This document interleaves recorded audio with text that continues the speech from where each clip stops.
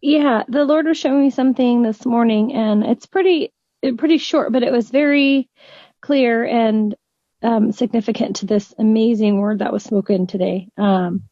I hope that I can explain it, so forgive me if I do something wrong here. But he showed me three different situations, I guess, as far as he used himself as the sun in the sky, like the Lord or Jesus was the sun, as in, like I just said. So the very first thing I saw was, I believe it has something to do with the three different stages or three different ways that Christianity works or something. Forgive my wording. I obviously am not very good at that. But the first one was the sun, and the sun was eclipsed. So something was in front of it, completely blocking the sun from being shown. And the importance that the Lord was revealing to me is that the sun is always there. It doesn't move. It doesn't, if it's unseen, it doesn't mean that it has gone anywhere or stopped itself from being the sun, the shining sun. But that something blocks it completely from being seen on earth. Mm. And obviously that has the ability to pass. All right. So the second one had to do with the sun being covered over by the clouds. And the sun obviously was still there, still shining, still in position it was supposed to be, but the clouds would come over and cover over the sun. And in this scenario, the sun still shone through little shards of light through the clouds, or in between the clouds moving over the sun, it would shine. Never fully exposed though, just the clouds passing over the sun, and every now and then a piece of the sun would shine or shine through the clouds. So that was the second one. And the third one, so beautiful. Okay.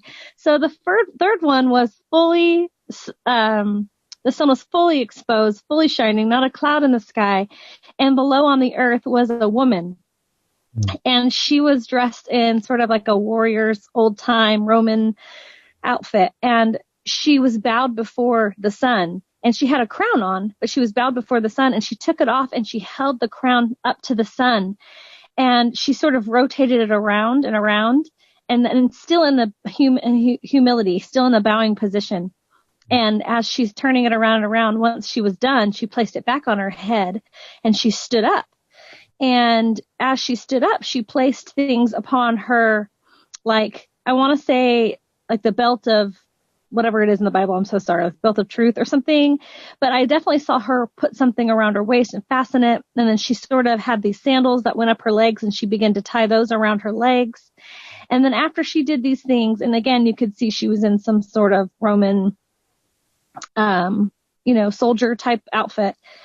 But she then had an arrow, and she shot this arrow from her bow, and you could see it fly over the sky, and you can see it fly over the earth and in the beauty of the earth. It was not man-made. Anything man-made was not seen on the earth. It was all just beautiful land under there, waters and trees, and it was just amazing. And the arrow shot straight through those clouds that were in the second scenario. It was just the cloud coverage, that layer of clouds. It shot through that layer of clouds and separated them into the place where they sort of dissolved into nothing. So it pierced right through what was keeping the sun from being seen in that second scenario.